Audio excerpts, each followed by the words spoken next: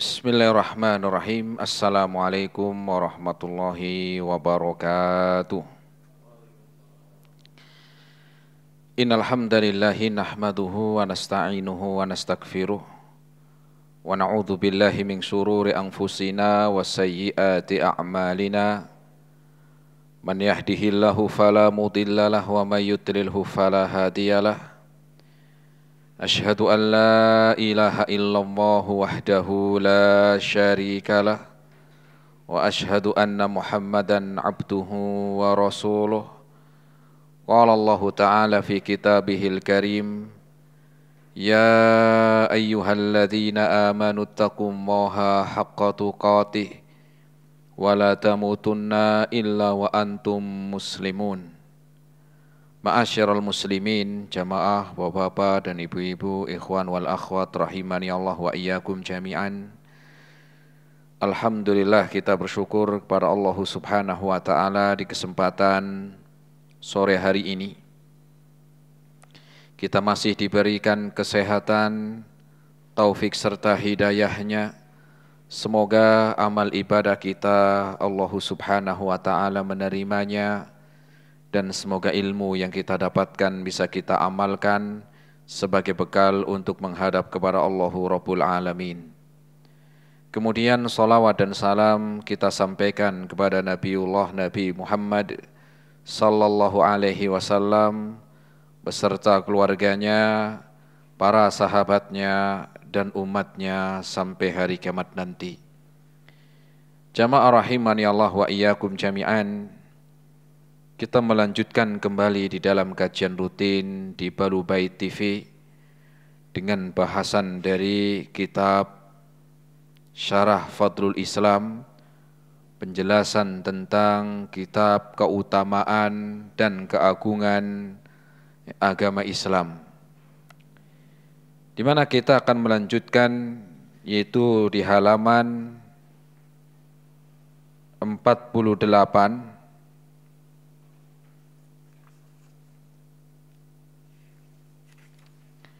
Itu bisa dilihat di halaman atau halaman sebelumnya 45 sampai dengan halaman 48. Ya, kita bisa lihat ya. Silakan dibaca halaman 45, 47 dan 48 yang cetakannya ya buram. Naam. Silakan jamaah.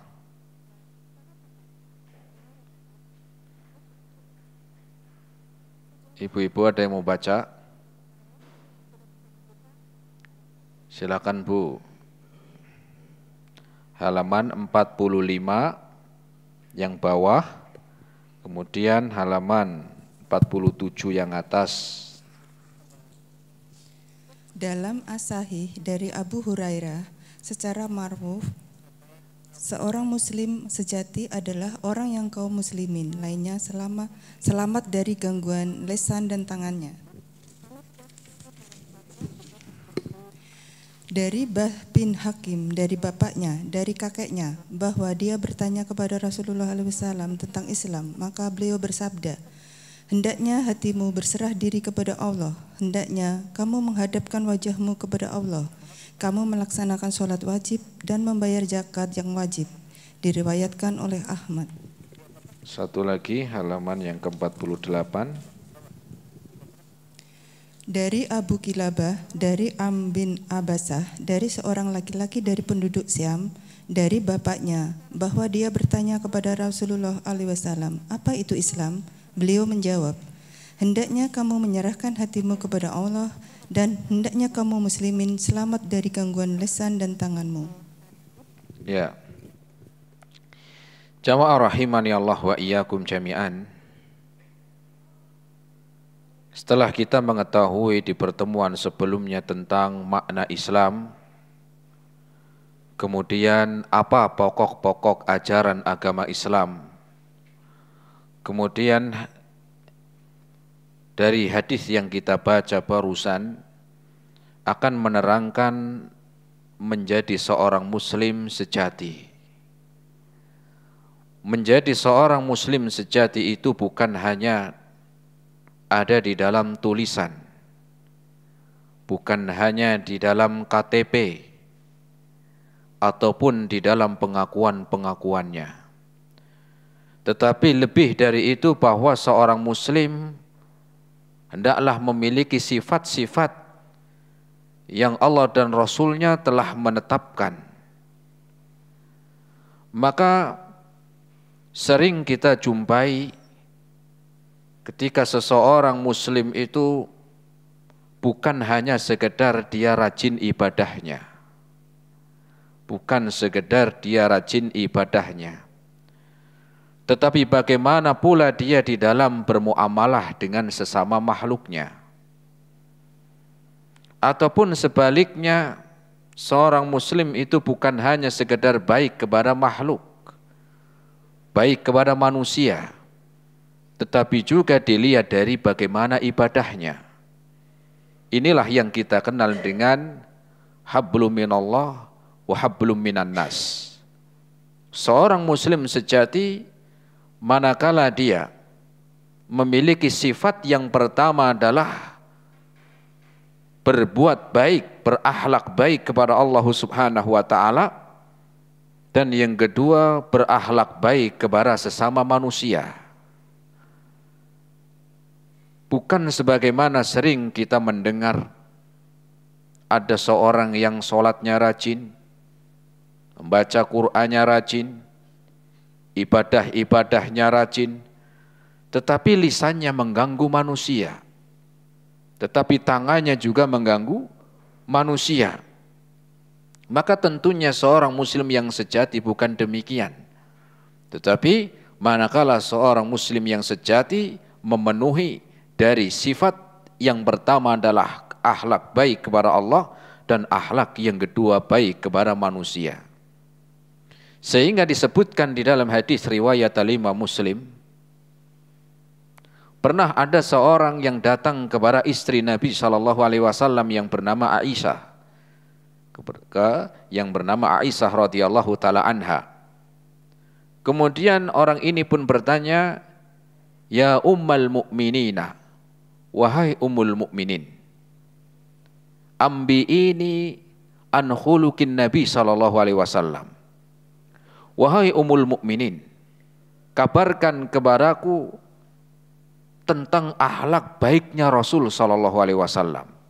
Seperti apa sih Rasul di dalam kebaikannya? Akhlak baiknya Rasul itu bagaimana?" Maka Aisyah pun menjawab, "Hal qara'tal Qur'an?" Apakah kamu telah membaca Al-Quran? Maka orang yang bertanya tadi mengatakan, qala na'am, iya, saya sudah membaca Al-Quran. Maka Aisyah pun menjawab, wa kana khuluqun Nabi sallallahu alaihi wasallam huwal Quran. Dan akhlaknya Rasul sallallahu alaihi wasallam adalah Al-Quran.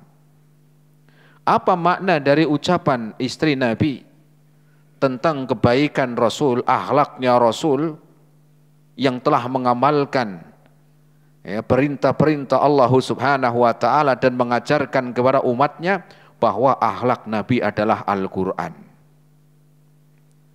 Dikatakan oleh Al-Imam Ibnu Katsir, makna tentang wa kana khuluqun Nabi sallallahu alaihi wasallam huwal Quran, bahwa akhlaknya Nabi sallallahu alaihi wasallam adalah Al-Quran, dia adalah beliau telah mengamalkan isi Al-Quran. Beliau Nabi Muhammad sallallahu alaihi wasallam telah mengamalkan isi dari Al-Quran. Nah, kita melihat bagaimana isi di dalam Al-Quran tentunya bukan hanya beribadah kepada Allah saja, bukan hanya diterangkan tata cara sholat saja, bukan hanya zakat saja, bukan hanya haji saja, bukan hanya ibadah-ibadah yang berkaitan dengan hak Allah Subhanahu wa taala. Tetapi di dalam Al-Quran juga ada akhlak baik kepada manusia.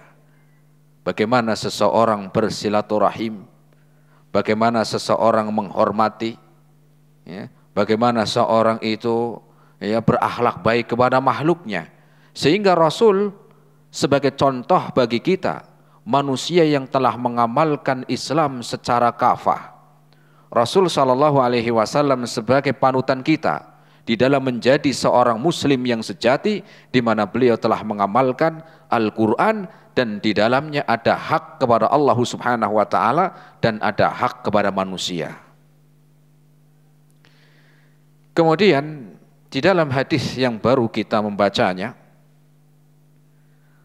ada hak di dalam kita menjadi seorang muslim yang sejati. Pertama adalah kita menunaikan akhlak yang baik kepada Allah Subhanahu wa Ta'ala.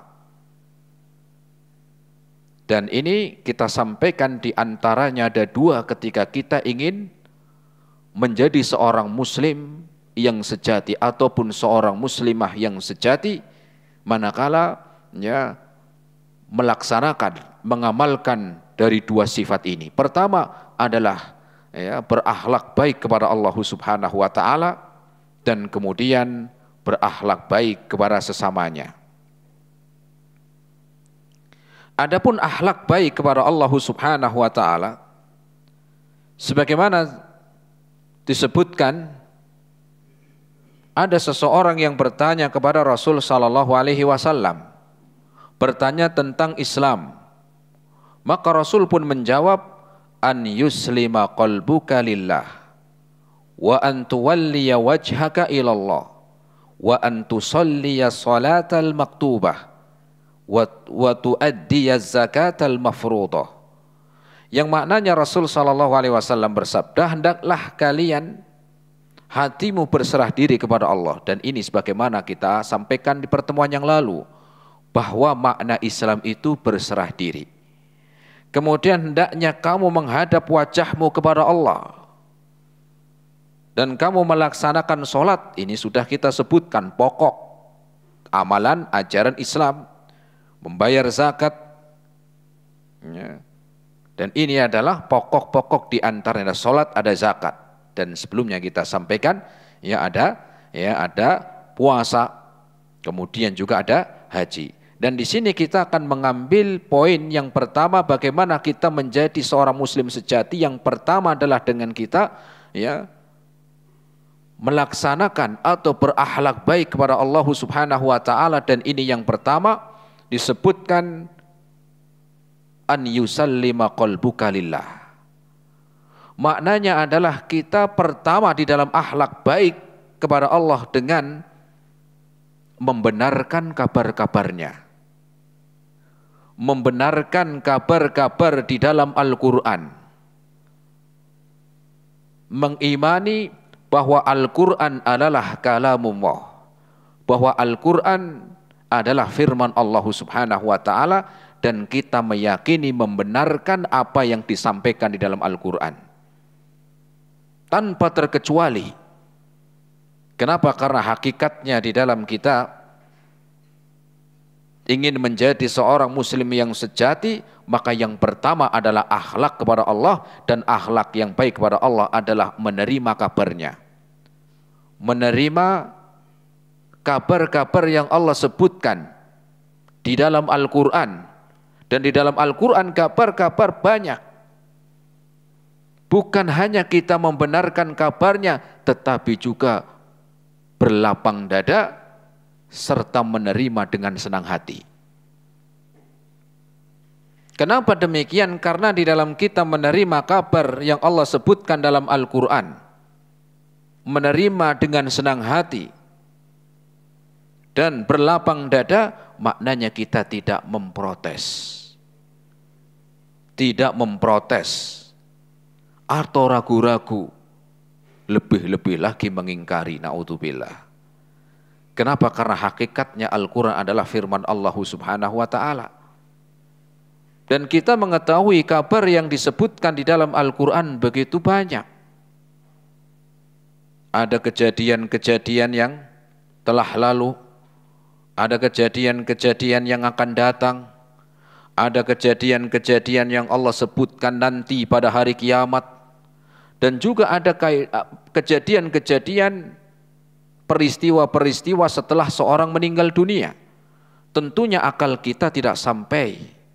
Tentunya seorang yang masih hidup di dunia tidak menyaksikan tentang keadaan orang yang telah meninggal dunia. Tetapi karena Allah telah mengkabarkan kepada kita di dalam Al-Quran, maka kita pun di dalam menjadi seorang muslim yang sejati menerima kabar-kabarnya tanpa ragu-ragu, tanpa menolak dan tanpa kita mengingkarinya. Seorang yang sakit saja, seorang yang sakit, ketika sakit datang ke ahlinya, maka ketika telah diperiksa, dikabarkan penyakitnya, tentunya dia akan percaya. Dia akan percaya. Kenapa? Karena tahu bahwa dokter ini ahlinya. Walaupun terkadang bisa salah, bisa benar, manusia wajar.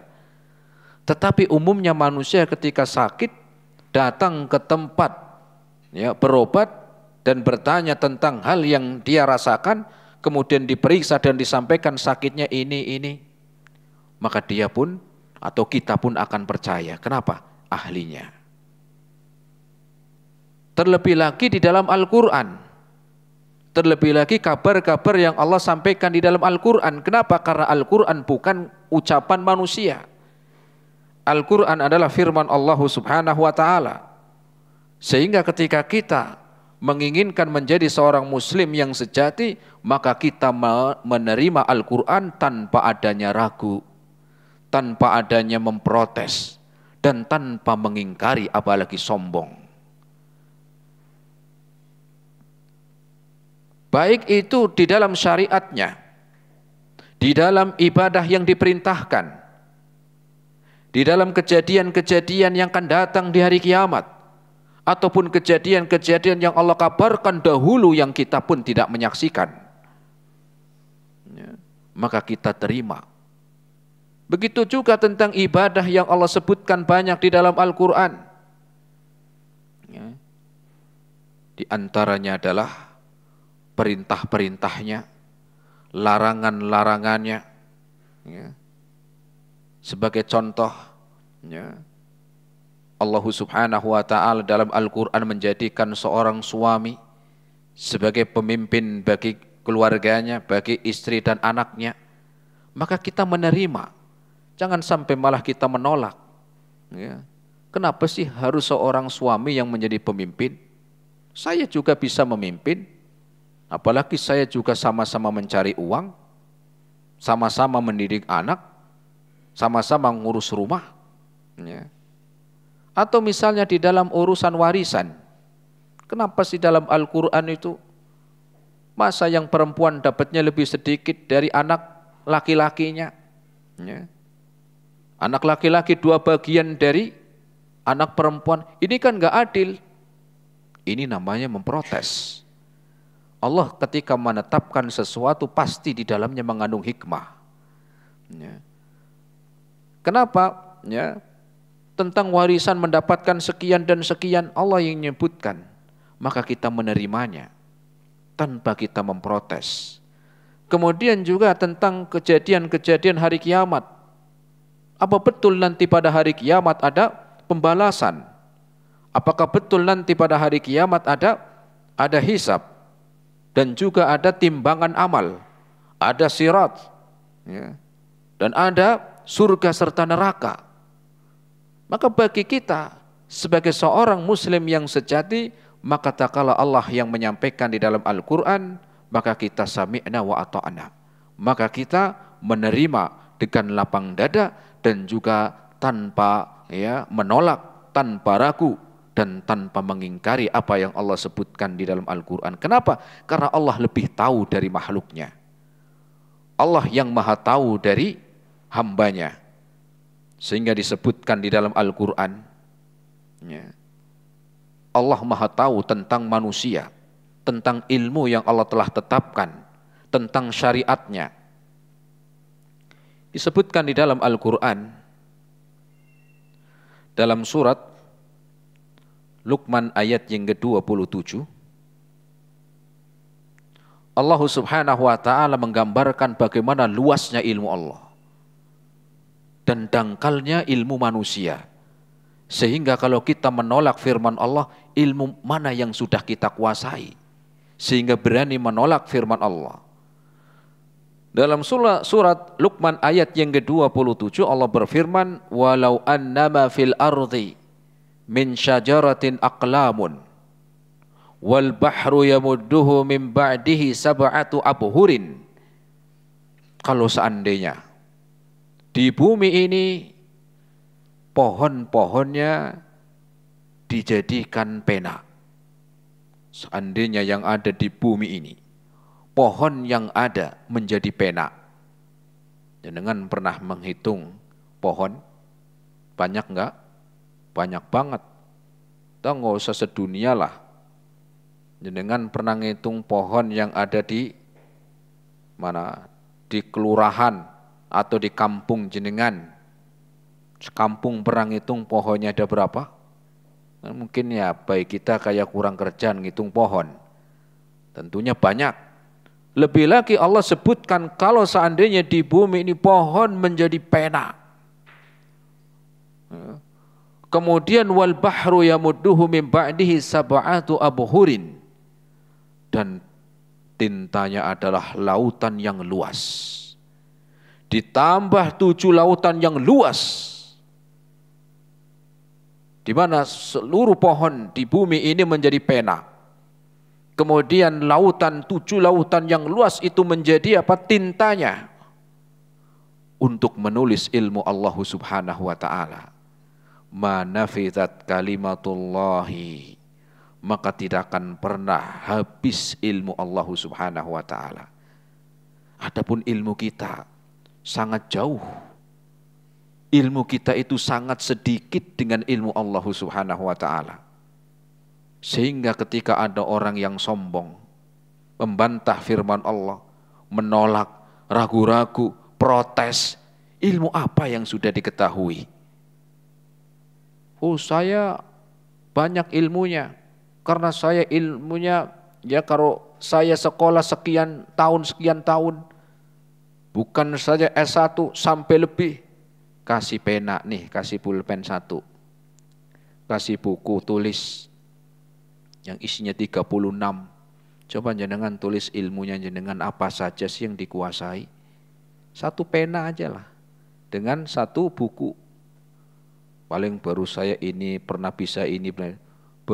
Mungkin baru 1 halaman udah bingung. Apalagi ya. Itulah ilmu manusia. Kalau habis penanya saya kasih lagi nih. Ya, maka manusia tidak akan pernah apa?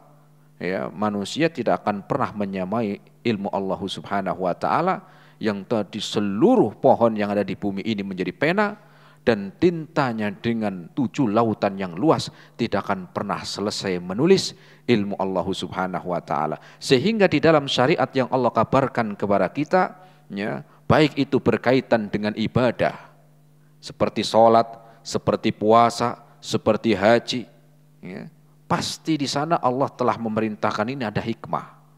Maka kita pun jangan sampai ya menjadikan diri kita ya sombong di hadapan Allah. Kenapa sholat itu 5 waktu? Ini kan mengganggu orang kerja. Harusnya ya 2 kali sajalah. Ya, kapan? Subuh sama maghrib selesai. Ya, ini namanya memprotes Allah Subhanahu wa ta'ala. Kenapa sholat duhur itu 4? Subuh 2 rakaat, harusnya dibalik. Karena kalau waktu duhur capek orang kerja, 2 aja. Kemudian subuh itu kan orang bangun tidur semangat, kasih 4 rakaat. Ini kan kalau akal kita pengennya ngatur-ngatur. Kenapa puasa Ramadan itu diperintahkan sebulan? Jangan sebulan kelamaan. Kasihan orang yang lagi jualan jadi tutup. Ya, terus berapa? Seminggu aja. Ini kan manusia. Ya. Tetapi Allah Subhanahu wa ta'ala memerintahkan agar kita menerima dengan lapang dada. Kita menerima dengan senang hati tanpa memprotes, tanpa mengingkari, dan tanpa menolak. Kemudian yang kedua, menjadi seorang muslim sejati di dalam kabar-kabar Allah Subhanahu wa ta'ala berusaha untuk mengamalkan perintahnya. Berusaha untuk mengamalkan perintahnya. Dan tidaklah Allah perintahkan di dalam Al-Quran kecuali terbaik.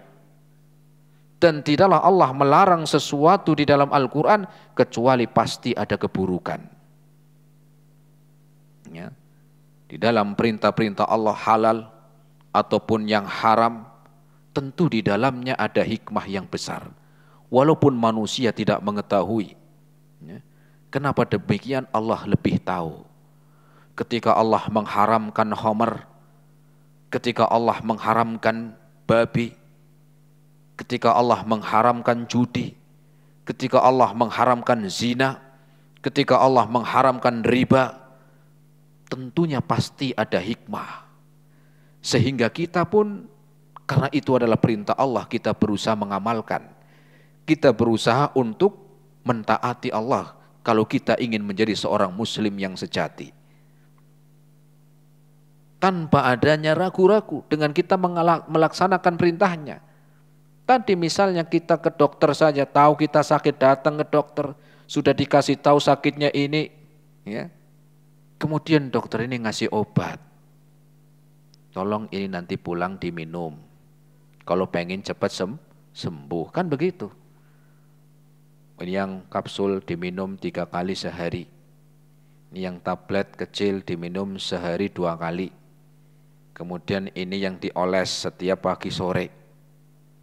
Maka kita sebagai orang yang dalam keadaan sakit tentunya pengen sembuh. Setelah percaya tentang apa yang dikabarkan, yang kedua melaksanakan perintahnya. Itu manusia yang bisa benar, bisa salah. Lalu sekarang Allah Subhanahu wa ta'ala yang memerintahkan, hendaklah kamu beribadah. Dan tujuan kita hidup untuk beribadah. Dan di antara ibadah pun Allah menerangkan di dalam Al-Quran. Kenapa kita masih ragu atau malas?